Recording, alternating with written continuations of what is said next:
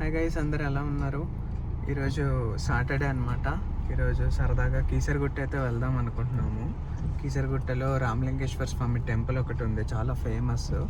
And అది కూడా శ్రీరాముడు ప్రతిష్ఠించిన విగ్రహం అంట అక్కడ ఉన్నది.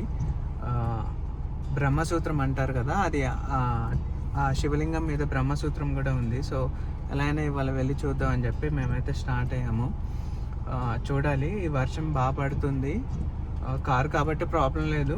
ఇప్పుడే ఓఆర్ఆర్ ఎక్కబోతున్నాం, టోల్ గేట్ దగ్గర ఉన్నాం. ఇక్కడ నుంచి అరౌండ్ 44 కిలోమీటర్స్ ఉంది. మేబీ ఒక 1 అవర్లో రీచ్ అవ్వచ్చు. వర్షం పడుతుంది కాబట్టి ఇంకొంచెం లేట్ అయితే అవ్వచ్చు.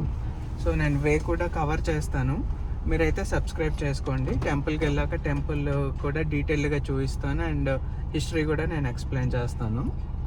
సబ్స్క్రైబ్ చేసుకోవడం మాత్రం మర్చిపోకండి.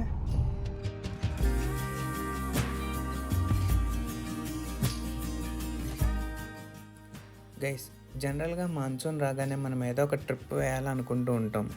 అండ్ మనం యూట్యూబ్లో కానీ ఇన్స్టాగ్రామ్లో కానీ చూసినా కానీ మనకు ఎక్కువ కేరళ లేదా కర్ణాటకలోని సీనరీస్ చూపిస్తూ ఉంటారు. అండ్ అవి కూడా చూడడానికి చాలా బాగుంటాయి. మనం కూడా అక్కడికే వెళ్ళాలని అనుకుంటాము, కానీ చాలా రీజన్స్ వల్ల మనం వెళ్ళలేము. ఒకటి ఫినాన్షియల్ ప్రాబ్లమ్స్ అయి ఉండొచ్చు, లేదా లీవ్స్ దొరకకపోయి ఉండొచ్చు. చాలా రీజన్స్ వల్ల చాలామంది వెళ్ళలేకపోతుంటారు. కానీ ఈ ట్రిప్కి వెళ్ళొచ్చాక, నేను ఈ కీసరగుట్ట వెళ్ళొచ్చాక ఒక వీకెండ్ అంటే ఒక హాఫ్ డేలో లేదా 1 డేలో మనం హ్యాపీగా ఆ లొకేషన్స్ని మనం ఇక్కడే ఎక్స్పీరియన్స్ చేయొచ్చు అని తెలిసింది. ఎందుకంటే ఈ కీసరగుట్ట వెళ్ళాలంటే ఓఆర్ఆర్ ఎగ్జిట్ గేట్ 8 దిగుతాం అనమాట.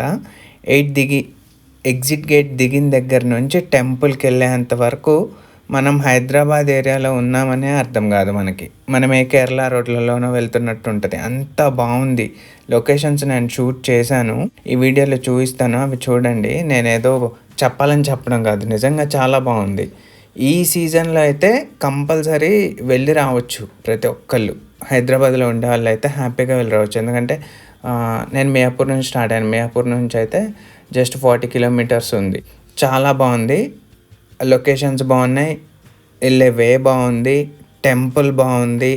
అండ్ టెంపుల్ కూడా చాలా పవర్ఫుల్ టెంపుల్. సో వర్త్ అనమాట. మనం 1 డే స్పెండ్ చేసామంటే మనం ఫుల్ సాటిస్ఫై అవుతాము.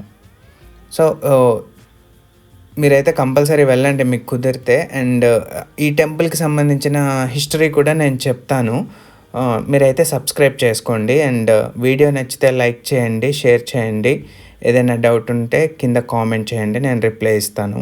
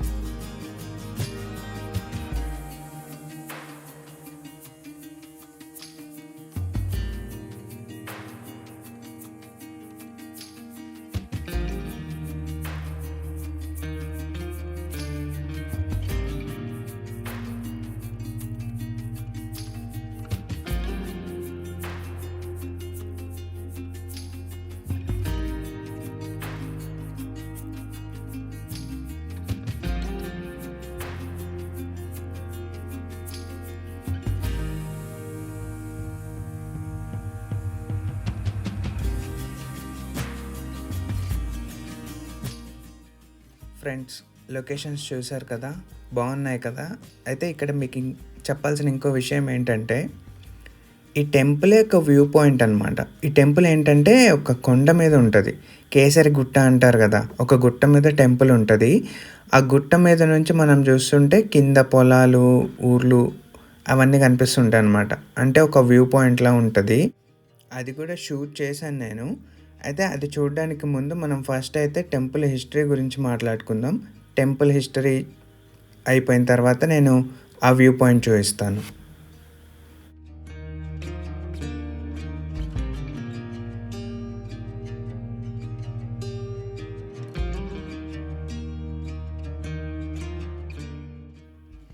హిస్టరీ ఏంటంటే శ్రీరాముల వారు రావణాసురుడి సంహారం తరువాత రాముల వారు సీతాదేవితోటి అండ్ హనుమంతుల వారితో కలిసి వెళ్తుంటే ఈ ప్రాంతానికి వస్తారనమాట. ఈ ప్రాంతాన్ని చూడగానే శ్రీరామునికి ఈ ప్రాంతం చాలా బాగా నచ్చుతుంది. సో తను ఏమనుకుంటారంటే ఈ ప్రాంతంలో ఒక శివలింగాన్ని ప్రతిష్ఠించాలి అని చెప్పి అనుకుంటారు. సో అనుకోగానే హనుమంతుల వారిని ఏమంటారంటే కాశీకి వెళ్ళి ఒక శివలింగాన్ని తీసుకురమ్మని చెప్పి చెప్తారు. అండ్ వేద పండితులతోటి ఒక ముహూర్తం సెట్ చేస్తారనమాట విగ్రహ ప్రతిష్ఠ కోసం. హనుమంతుల వారేమో కాశీకి వెళ్తారు.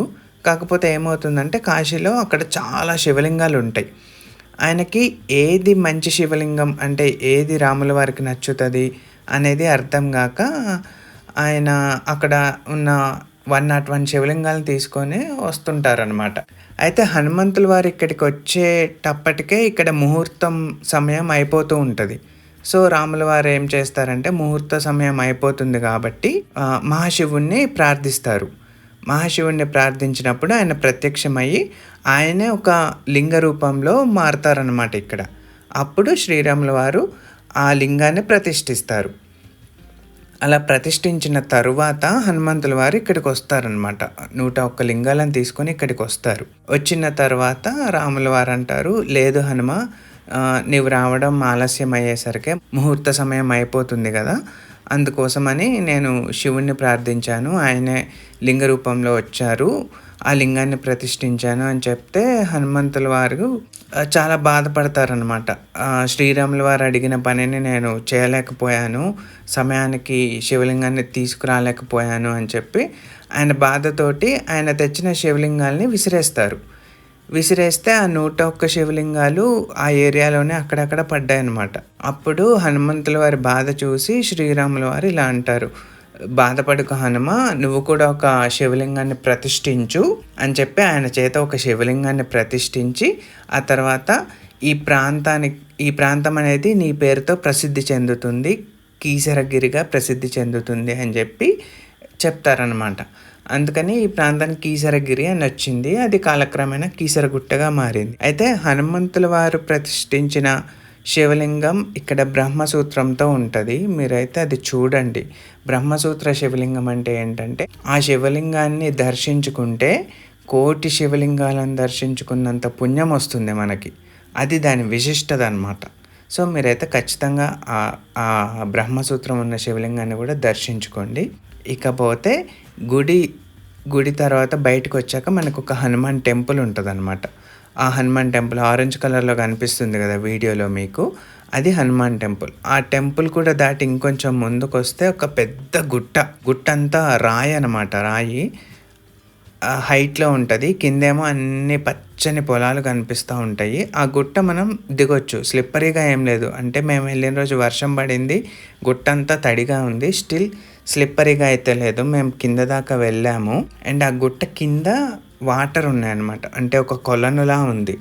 లొకేషన్ అయితే చాలా బాగుంది. నాకైతే చిక్మగళూరు ఏమన్నా వెళ్ళామా అన్న ఫీల్ వచ్చింది. అంటే మేము చిక్మగళూరు వెళ్ళినప్పుడు నేను ఎలా అయితే ఫీల్ అయ్యాను నేచర్ని, సేమ్ ఫీల్ అయ్యాను ఇక్కడ.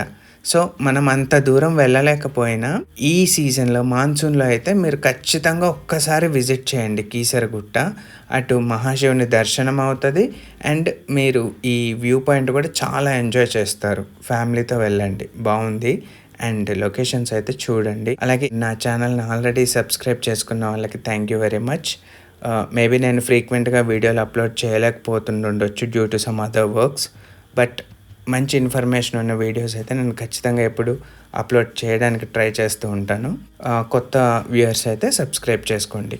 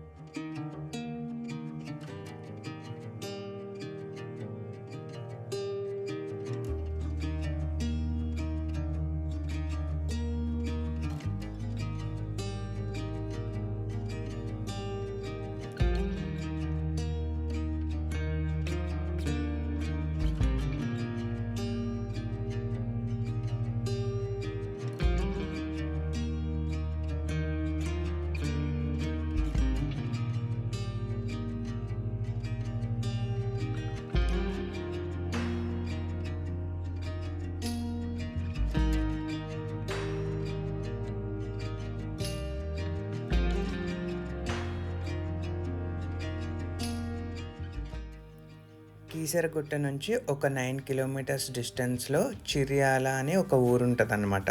ఆ ఊర్లో కూడా ఒక ఫేమస్ లక్ష్మీ నరసింహస్వామి వారి టెంపుల్ ఒకటుంది. సో, మేము కీసరగుట్టలో మహాశివుడిని దర్శించుకున్న తర్వాత చిర్యాల అయితే వెళ్ళాము.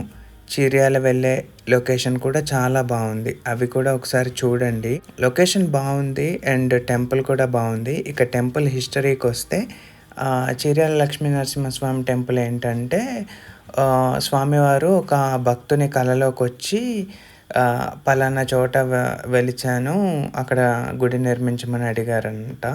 సో, ఆ ప్రాంతంలో వీళ్ళు స్వామివారిని ప్రతిష్ఠించి అక్కడ ఒక గుడిని నిర్మించారు. ఆ టెంపుల్ కూడా బాగుంది. చాలామంది భక్తులొస్తున్నారు. అక్కడ అన్నదానం అవి కూడా జరుగుతున్నాయి.